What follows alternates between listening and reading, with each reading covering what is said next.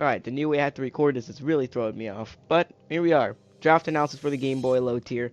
Take two. Because the first time my layout, like my OBS just got screwed up like crazy. From the previous screen I could see my whole screen. When I recorded it, it was my whole screen, but it was super small. And like half of the screen was just black. So here I am recording my draft analysis again. That was a 30-minute long recording that I just have to redo now. Amazing. Anyway, welcome to the Game Boy low tier. The Game Boy is my server. This is the league that we're hosting. It's the server that will now be hosting the GOBL, which will be coming probably in February. We'll get the GOBL Season 2 coming back, so be hyped for that, of course. If you want to join the Game Boy server, we'll link it in the description so you can join to watch the battles live. We do speed tours there. You know, there's like draft help and that kind of stuff there. Soap. I just said soap. Okay, I'm getting fumbled right here. So, this is a very low tier league.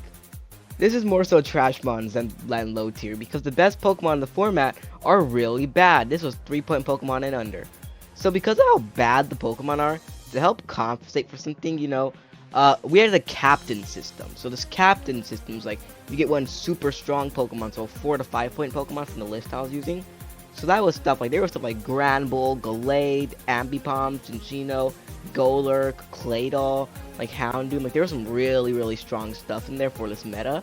And captains are super important for the fact that you cannot drop your captain, meaning if you pick the wrong captain, if you didn't pick the captain you ended up not liking, you can't drop it. Only replacement coach can drop the captain, which made captains so important when you draft them, to make sure that it's your captain's team now. It's either build around your captain or just live with your captain being there, and you can't drop it for a better supporting one or something, as it's often going to become dead weight on your team. So it was a big consideration to how you drafted it. Now that rant's over, I kind of ranted on a bit right there. What pick did we have? So we had 7th overall in the draft. 7th overall in the draft is pretty normal for me. I either get super late in the draft or I get middle. I never get early in the draft, sadly. But that was bad this time, actually, because we got sniped.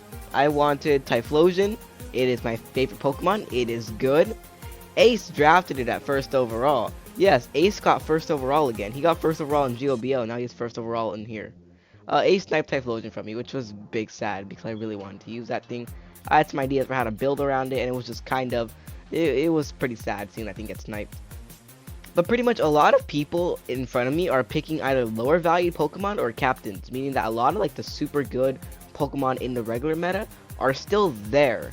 And I'm just thinking, so I have some options. I can go for a really strong captain. I can go for like Gallade, I can go for Cinccino, I can go for Bibarel. Like there's some really good captains that are still there, like Jolteon, Honchkrow, Boltund. Like there's some really strong captains still there.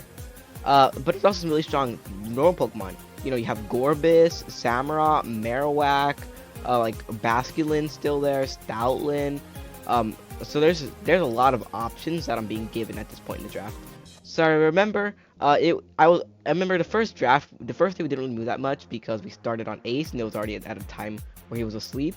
So I remember I kind of slept on the pick thinking about it as I fell asleep, and I was kind of thinking, okay, I think I know what I want, and it didn't make it back to me. So what's really good in this meta? Sheer power is a big factor in this meta with the lower defensive levels of the meta.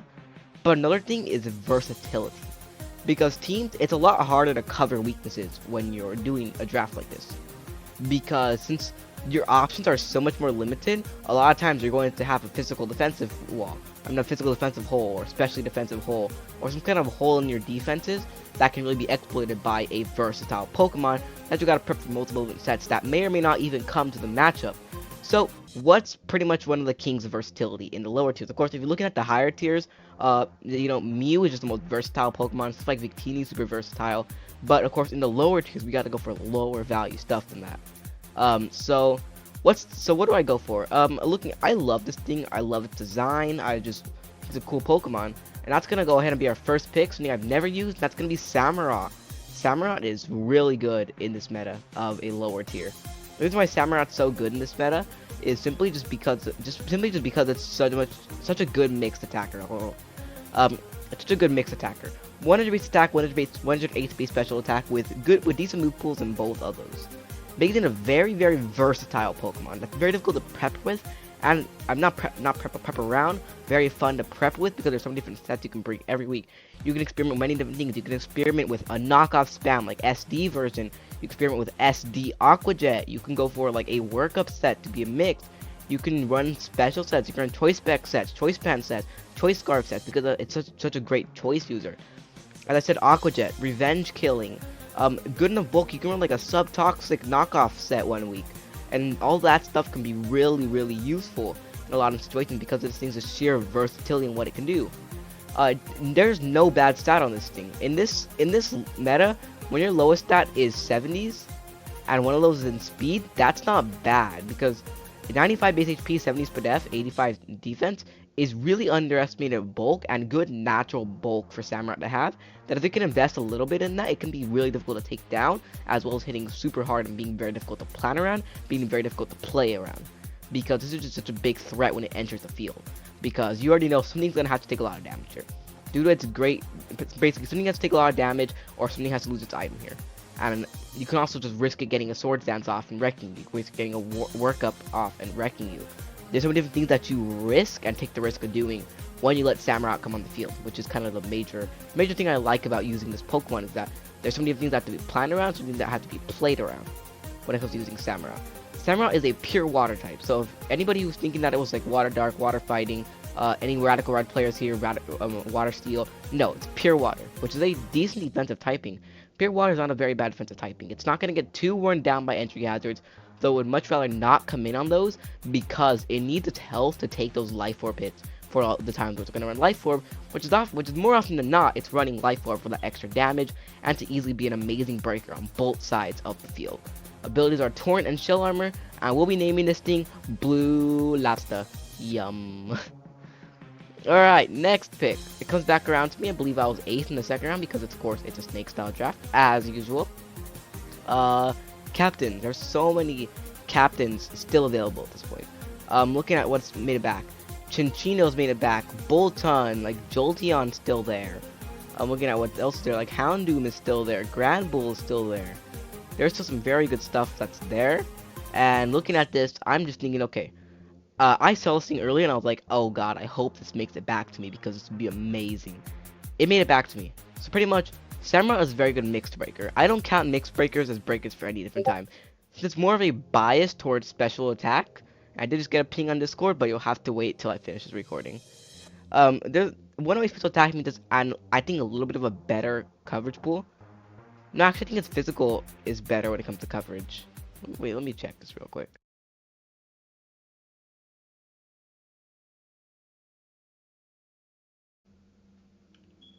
Right, I'm back. That didn't go well. So pretty much, Golurk is what I'll say. Golurk is what I got because Golurk is a little crazy. Golurk is absolutely incredible. It's a ground type in a meta where there are very few ground types. There are not a lot of very good ground types in this meta. There's stuff like in the higher tiers you have like Marowak and you have like Golem. And those are like your best ground types. As you start to get later, it really falls off and ends up with a lot of teams actually not even having a ground type because such an important type in the ground type is missing from so many teams due to the lack of them in this meta. And getting one right away and one of the best at that is instantly going to put us at an advantage heading into this draft. The physical breaker that this thing is absolutely incredible. Poltergeist sets, even Iron Fist with Shadow Punch absolutely destroys things trying to come after it. It's got the rock polish utility. Any dark types trying to switch into this thing, switching into this thing so hard because dark types trying to switch it, normal types trying to switch it, they don't want to get close combated right to the face. Like flying types trying to switch in, fear ice punches or thunder punches or rock slides from this thing. So many different options that it gets. It gives me the ability to do so many things with it. Because while it's always going to be a physical breaker, it can run slightly bulky stealth rock sets. It can run fully offensive sets with choice band. It can run enough bulk to be a weakness policy set. It can run like Cloverberry sets. It can run rock polish sets. It has so many different options for those types of sets that it can bring. So pretty much being able to spam Poltergeist especially with no guard, and identifying those kind of items helps me know what items I need to watch out for to help me know this thing has this item. Maybe it's prioritize on killing it, prioritize on knocking it off. Like, this thing is an assault vest for most likely my special Samurott. My Samurott is special this week, so let's go ahead and, so I need to knock this off or play around it properly so that Samurott can kill it, so it's killed or knocked off, so that Samurott can come in and win the game. That's what I think Golurk does so well at excelling at, as well as giving me a spin blocker as well, because that's a very good way to remove hazards. With the hazard stack we kind of get a little bit later into this team, you're going to notice kind of that hazard stack. Very great pick. Now, next up, I have a mixed breaker, I have a physical breaker, and I have no special breaker. So I'm thinking, okay, I should probably get a special breaker, because then I have my breaker trio right away. Mixed breaker, physical breaker, special breaker. Instant, very good. Very good to have there. So, what am I looking at this point? I'm looking at Cradilly, I'm looking at Blossom, I'm looking at stuff like Emolga, Electabuzz, even Executor, something that I could use. Behem. There's so many good things to look at. But I ended up going with something that I know it probably wasn't the best option, but you know, this is more of a for fun thing.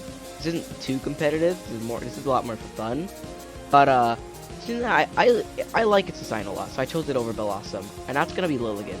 Despite Blossom being definitely the better Grass Quiver Dance Sweeper Special Breaker Pokemon, because of its better coverage than Lilligant, I am a big fan of Lilligant's design. I am a big Lilligant fan.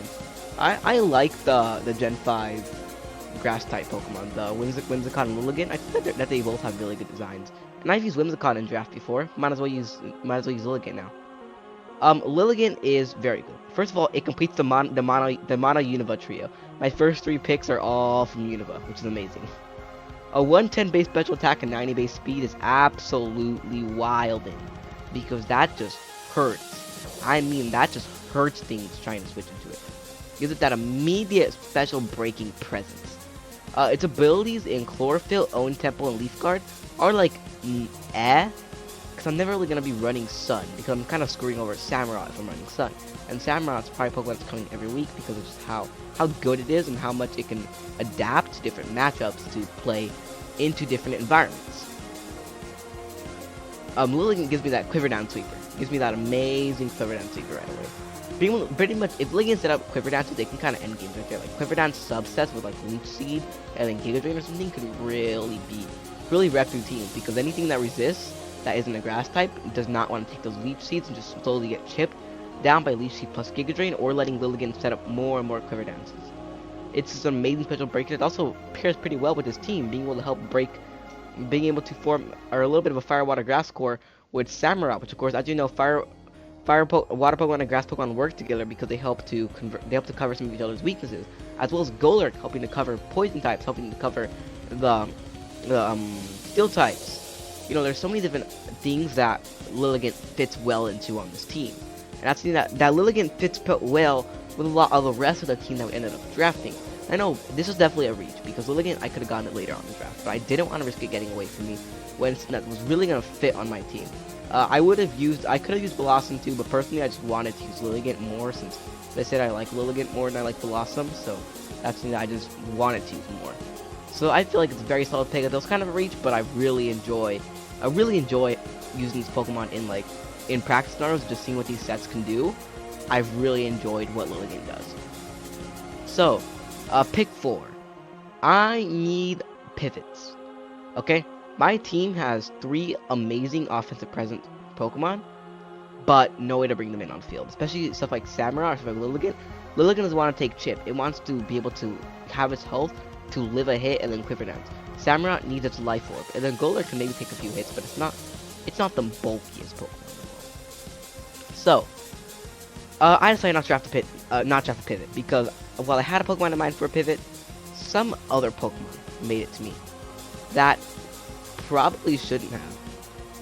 So, we all know the Pokemon Crocodile, or even Heracross, known for Scarf and Moxie, always a good thing. Well, we have Heracross at home. We have Pinsir. Pinsir is fun. 1 base attack, 85 base speed. Just Scarf knockoff sets, Scarf Moxie sets can be very good in this meta. Very difficult for this meta to handle. in more ways than one, it's gonna be very difficult for a meta like this to be able to handle just the sheer power that his team just starts building up through matches. It's gonna force people to keep things into range of rocks, to sack things off the rocks, so Pinsir can't get those kills. And when people need to sack something off at this point to Pinsir, it's probably a game right there.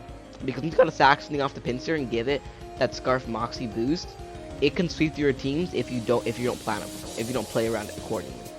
It forces a lot of prep, and it forces a lot of ways to play around it and be able to defeat this Pokemon.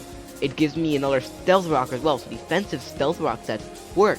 65 HP, 100 defense, 7 special defense is not very bad. Those sets can work if I end up wanting to run those sets. It's just going to be an amazing breaker on all the different sides, because it's going to be not on like special side or anything, but pretty much it's going to be an amazing breaker is what I'm trying to say here. I'm getting lost in my own words. And then stuff like, while Moxie's a primary ability, do not underestimate Hyper Cutter or Mold Breaker. There is like very few Intimidate Pokemon in this meta, but Hyper Cutter can be there to help with Intimidate Pokemon. Mold Breaker can be there to help SD sets be able to sweep through Pokemon like the defensive king that is Pyukumuku. It's able to ignore the Unaware ability with Mold Breaker, SD on it, and destroy it instantly. Very solid pickup. Now, next pick, I'm going to finally get the pivot that I need. It's pretty much, looking at the team, after discussing my plan with TNT and LCD for a bit, in LCD Discord, I was discussing everything. We decided of having a little bit of a hazard stack thing going at the end of this. He suggested one Pokemon that hazard stacked, and I kind of filled in the blanks with a few other Pokemon that could hazard stack. I only ended up getting one of them, but I had like 2 of them originally. So looking at it, we wanted to get a Defiant Mon, and we wanted to get a Pivot at the same time. At first, he was looking at Pawniard for me, because Pawniard is a Defiant Mon, gives me a Steel type, gives me a Dark type. But we ended up going with Purugly. Now, I do not like Purugly, like design-wise. Purugly is not a very good Pokemon, but it's a decent Pokemon, I guess, for what we needed as well. Because 82 base attack is not terrible, 112 base speed is amazing for this meta, and then it's finally the pivot that we need. This thing gets U-turn, so we finally have a pivot, which we desperately needed on this team. I was originally looking at like Behem to go here as well, because Behem would work as a slow pivot, but I ended up going Purugly as my fast pivot. I don't really remember.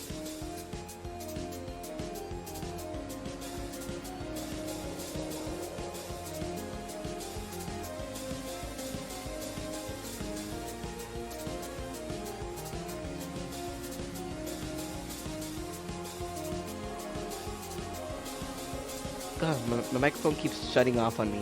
Well, we should be good now. Purugly just gives me that. It gives me Thick Fat as well for like fire and ice resistance if I need to bring it to that one game. Most times it's going to be Defiant, because this team heavily discourages hazard removal. Because later on, it hammers hazards down. It gets hazards up, and now people are going to be very scared to remove them, so they find the perfect opportunities.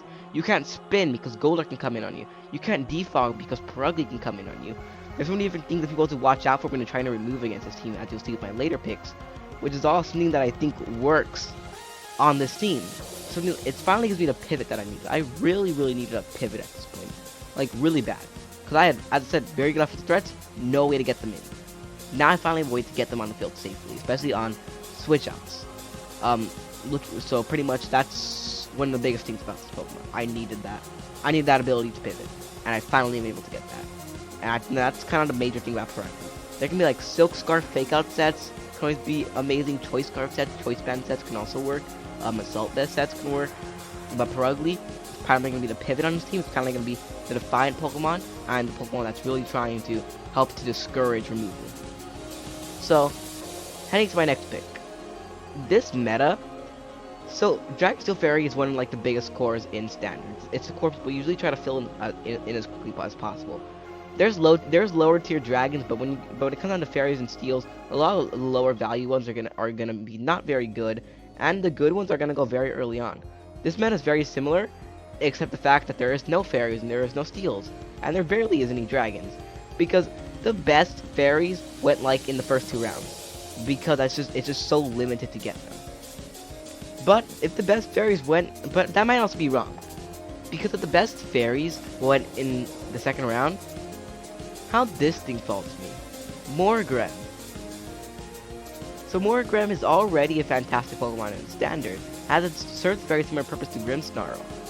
But in this meta, it is Grimmsnarl. It is literally Grimmsnarl. It's Prankster Screens, which is something that really fits on this team, because I have Lilligant, because I have Pinsir, I have Samurott. I have so many things that can appreciate those screens being set up. And then also T-Waves, that kind of stuff. Just many Prankster utility moves can be very useful on this team. To help speed control with T-Wave, you have screens, you have like, I don't even know what else Grimmsnarl gets, but you have decent offensive sets too. You have decent speed, decent bulk, even without Eviolite. Setting up those screens really helped it to be able to run Light Clay more often. That's going to have to run Eviolite. Because, not only because of the lower power level of this meta, but also because of the screens helping out a lot. Being able to set up those screens, dual screens can really help this team be a threat in many different ways. Morgrem is kind of dedicated to that kind of utility on this team. And I definitely don't mind that. It's also not the greatest in the world. It's my primary knockoff switch, which I don't really like the best, because knockoff is very spammable in this meta. There's no megas to absorb knockoffs, and since items are so important, many teams do not want to lose their items, which kind of relegates Morgrem to that kind of knockoff sponger. If it's able to set up screens and sponge knockoffs, that's good. It's got a fortune resistance to it. Nothing else in my team resists knockoffs, and actually one Pokemon that's weak to knockoffs. And a lot of these Pokemon don't really appreciate losing their items that much, so Morgrem's kind of gonna be relegated to that role and being able to set up screens, which is not the greatest, but it's kind of something that we have to do because we need something that can sponge the knockoffs for us. So heading into round 7, I do want some more pivots, and I want some more speed on this team. Our speed tiers aren't terrible, but they're not the greatest. We have like 90, and then we jump up to like 112 with Purugly. I believe Purugly is 112 or 117, one of those. So I decided to get something. I want to get something between 90 and 100, in between 90 to 100 to help patch that up a bit. So what are good electric types in this meta? Because I need a fast pivot with Volt Switch, because pretty much I need an electric type and I need a fast pivot. Pretty much all electric types get Volt Switch, so we should be fine on that part. So it's just about looking for the proper electric type which fits what I need. So what are the best electric types in this meta? May seem kind of weird what the best electric types are, but they're Pika Clones. Yep, Pika Clones. Pika Clones, the things you forget exist, are the best electric types in this meta. So I gave in. I drafted a Pika Clone. Okay? The Dene went, Togen and Maru went. Those things went earlier because of their secondary typings being so good. Steel and Fairy being so limited, getting those early with their electric typing and their pretty decent stats gives you a very good electric type early on. Stuff like Emolga was already gone. Stuff like Electabuzz was already gone. I couldn't get a captain, and there were some good electric captains. There was like Bolton, Jolteon, and Electivire, which is pretty good. But I gave in. I drafted Plusle. Oh wait, no, Carkle. Wait, I got my picks wrong. I drafted Carkle next. I didn't draft Plusle next. Well, you guys know I draft Plusle now. But yeah, Plusle is my next pick. Yeah, Plusle's round 8. Alright, round 7, Carkle, broken Pokemon. Yes, Carkle, so good, so good. We have it in TEC, amazing. Carkle is my primary hatchet stack Mon. Stealth Rocks, Rapid Spin, and Spikes are really all you need. That insane bulk with Eviolite, really all you need. It's just great to the physical attackers because it can burn them with Flame Body. It can take fire hits with Flash Fire. It has enough offensive stats to pose some form of offensive threats to some Pokemon, which is a major thing about this team the major thing about Carkle that's very good. It's not overly passive. It's definitely not the most offensive or defensive Pokemon, but it's not overly passive to the point that it gets set up on too easily. It becomes taunt bait and all that stuff. It's kind of like the major thing that could be worried about. So Carkle is very self-explanatory Mon. It's not a lot you can really say on it because what it does is it does a good job at it, but it's kind of limited. It's a remover, it's a defensive Mon, and it's a habit setter. Pretty much it. So, Plusle, the pick I already spoiled earlier. Plusle, yay, we got a Pika Clone. Plusle's a weird Pokemon, for sure. You guys probably forgot this thing even existed.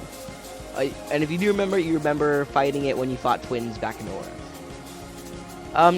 Plusle and Minun were both available. I originally wanted to go Minun, but I ended up giving into going Plusle after discussing things with TNT, because Plusle was a better offensive electric. In hindsight, I should have gone Minun, and it is still grace period on time I'm recording this, so I can still make that swap. But the reason why I went Plusle is just because of the more offensive presence. 85 special attack, 90 base speed is not bad.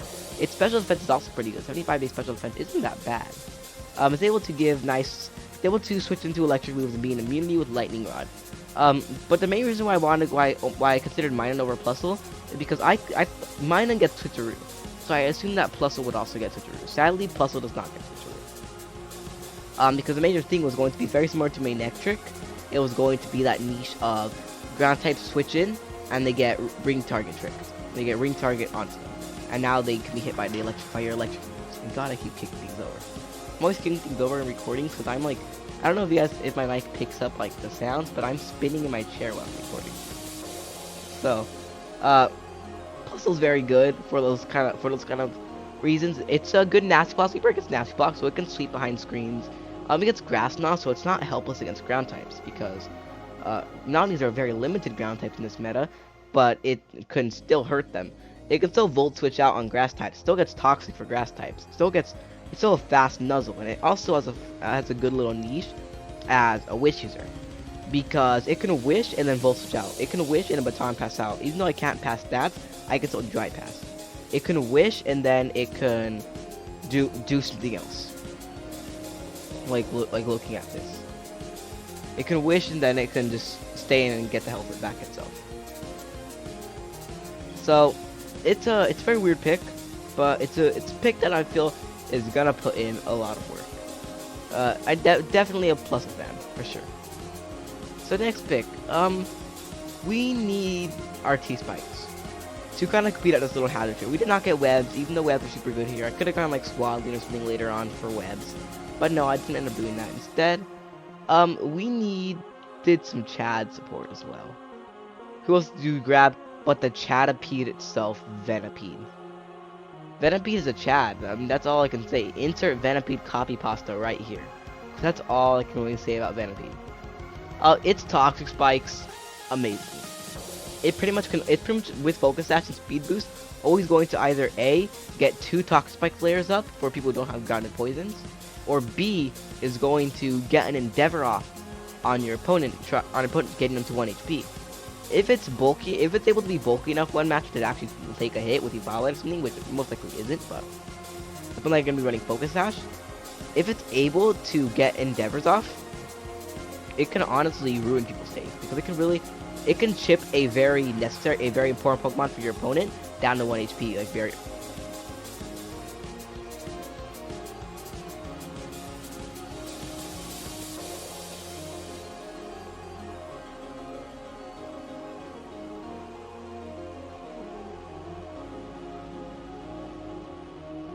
Alright, now that my headset is shut off once again, we're back.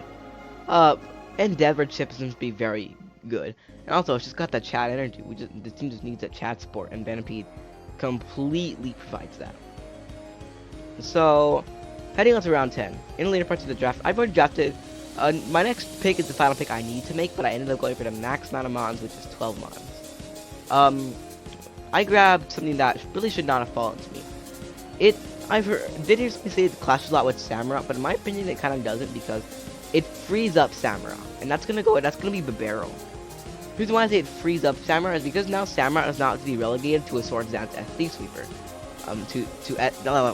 Swords Dance Aqua Jet sweeper, because Bibarel does that probably even better. It's got a lower bits attack stat, but at +4, it's gonna be doing more than Samurott would have been. Bibarel should not have fallen this far down. Simple SD is just absolutely plain just power in this meta. There's not a lot that can really switch into these quick attacks, returns, and Aqua Jets, making it a very potent offensive Pokemon and a very good offensive threat and sweeper threat on the opposing team. So that's very, very difficult for people to play around, and they have to play around it perfectly. Because if you let Bibarel stay in, once Bibarel comes in, you're in a very big dilemma. Because you can either A, let Bibarel set up Swords Dance, or try to do something to it. If your Pokemon can't kill Bibarel, and you don't have anything to revenge kill it, God help you, because you're not doing well against this team. Once it sets up its SD, you're in a very bad situation. Its primary weakness is that Symbol does double all stat changes, meaning it also doubles the stat changes of your Intimidate. So Intimidate will lower its attack by 2 stages instead of by 1 stage. Which is of course a major issue we do face stuff like the Statland team or whatever. But I don't know who we face yet because the schedule will be released after Grace is over. So it's a pretty basic Pokemon. It does really one thing, but it does that pretty well. So next pick, Dragon. What dragons are still available? Like one viable dragon and Vibrava. That one viable dragon is Shelgon. And this is saying something. Shelgon is the most viable dragon left. And it's by far one of the best dragons in the format. Because of how limited dragons are. I can't with this meta. This meta blew my mind with what I got. It's a Dragon Down Sweeper, at least from what I know. I don't know much about what it does because once after the Venipede pick, I took everything to Kahlo. I had taken it to LCD before, but I took everything to Kahlo because I knew there were a few more people there who had experience with this type of low tier. And then Marshy she helped me out to plan the rest of this draft. So immediately I was told to get the Bibarel to get Shelgon, and then to get a 1-pointer. And the 1-pointer we were able to agree on, I'll get later on, so you'll see that as our next pick. Shelgon is here because Dragon, 420 base stat total, and Dragon Dance. Pretty much all I know. Even when I asked Marshy what it did, the response I got was just Dragon's like wreck because there's not a lot of fairies. And also not a lot of steel types. Which yeah, I really get that. 50 base speed isn't that bad after a Dragon Dance. It ends up being able to outspeed a lot of the higher portions of this meta, allowing it to be able to force like focus, actually being able to force stuff like Scarf onto the opponent's team just to try to defeat this thing. It ends up being pretty good with able to hit like Outrage, and I believe still getting the Fangs enemies, despite not even having a mouth to bite with. Makes it a very, very useful Pokemon in a lot of different situations. Where it can just Dragon Dance, it can sweep. With Screams Up, it's got Great Bulk already, but with Screams Up, it can just sweep even easier.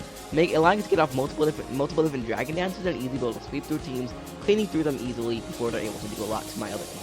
It can be a late game sweeper, it can be a mid game sweeper, or it can early game go for all the game. It's something that I think Shelgon's going to do very, very well at excelling. I know it sounds like I'm reading this from a paper. I'm not. I'm just saying this just on the spot. So, I have 1 point left. The 1-pointers this meta are bad. A lot of the 1-pointers are bad. Like, it's like Chikorita, Chimchar, Cyndaquil, and like Farfetch, Feebas, and that kind of stuff is down there. You don't want to go down to that tier. But the thing is, I consider Cyndaquil because Ace drafted Typhlosion, Kyrak drafted Quilava, and then I could have drafted Cyndaquil. We could have finished off the little duo. Cyndaquil also has a very, very small niche. I mean very small niche. But no. Get Rickrolled. Rick Gastly is what we ended up getting. We have Gengar at home. No, it's not Haunter. We have Gengar at home, and then we have Haunter at home. Because Gastly fits that role. 80 base speed, 1 special attack is all it really has.